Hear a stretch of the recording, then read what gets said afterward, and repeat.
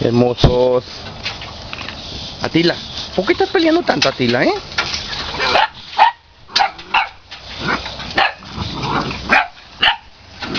Anda ya, gorita.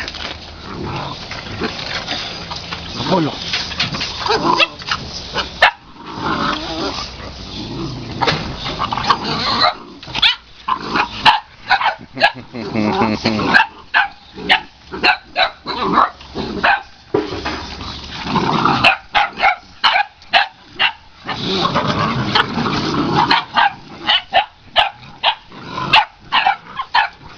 Atilius, hermoso.